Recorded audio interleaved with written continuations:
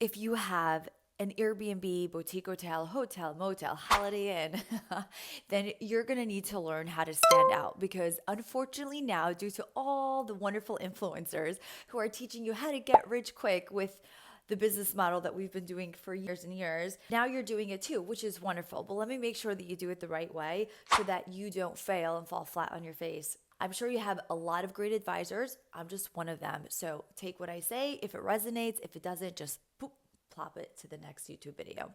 All right, if you want to stand out with your asset, it's very important. Step number one is obviously you want to attract, right? So first you want to attract your clientele. Now, how can you do so? You can do so through a thematic way or you can do so through a personal way. For example, you can partner with Kendall Jenner, who launches a new mezcal line that is then located in partnership with your new boutique hotel in Oaxaca, Mexico. That could be a thing, right? Or you have 16 rooms in a motel near Orlando and it becomes like the Mickey Mouse hideaway where you have different secret speakeasy rooms that are themed with Mickey Mouse, Minnie Mouse, and all the Disney characters that you would find near Disney World. These are like pretty obvious things, right? We do have in-house branding and marketing that we do consult for other companies such as like Marriott and whatnot, not necessarily just boutique small Airbnbs.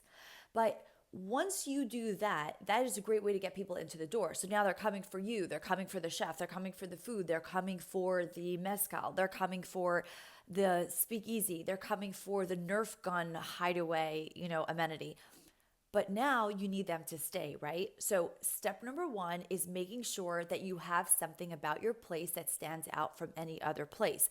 So again, that's a person, that's a thing, a theme, or a thing. The thing is an amenity. You can have a pickleball court, 20 by 40, not that expensive to build, about $25,000 to $30,000, kind of similar to putting in a pool, but most people have pools and a lot of people don't have pickleball courts. Put that in there. Do you have blackberry or blueberry bushes in your backyard? Can you put some goats or like llamas or alpacas on your farm?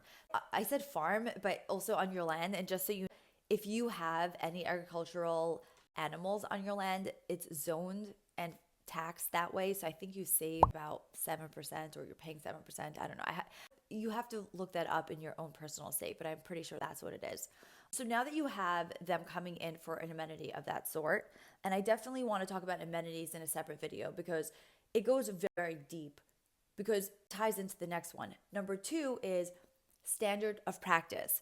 One of the reasons why when I travel a ton.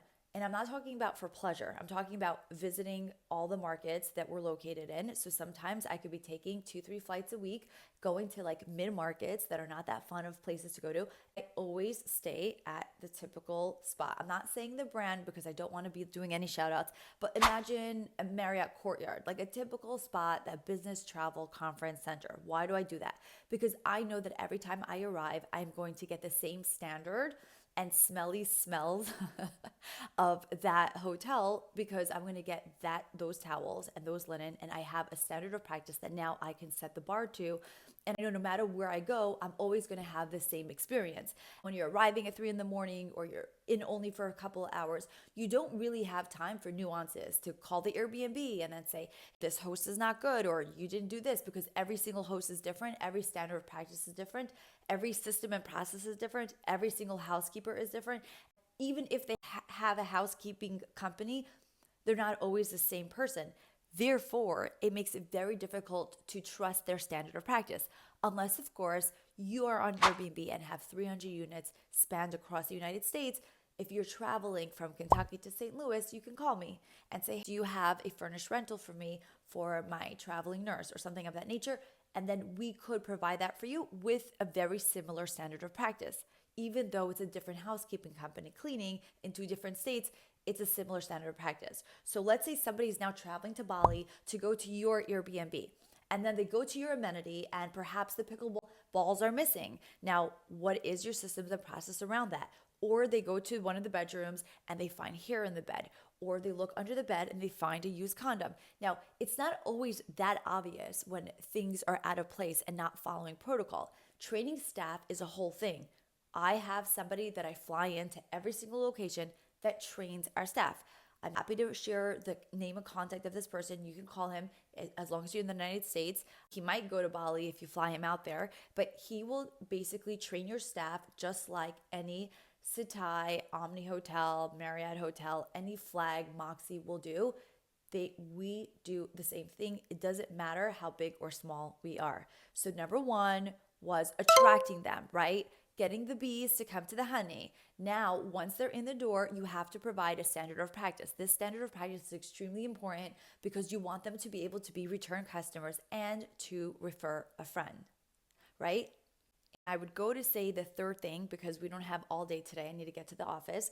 We would say the third thing is, and I would say the third thing is, because we don't have all day, I definitely need to get to my clients. The third thing would be is to provide some sort of picturesque Instagram moment, whether it's large statues like they have in Tulum, or it's an Instagram mural wall, it's an interactive robotic feature, it's like large 30, 40 feet high art sculptures, kind of like they have at Burning Man, that's available. Or it's getting massages on swinging massage beds overlooking the mountains in Bali, whatever it is. If you have something that is Instagrammable, like that is photogenic, they can then take pictures. Even if they don't necessarily stay as guests, they could pay to use that amenity through your F&B space. So it is a great way to have them to come once, but this is not necessarily a trick for repeat customers. This is a trick for one-time attraction. And again, what's going to get them to come back is the standard of practice and customer service that you provide for your guests. I hope this was helpful.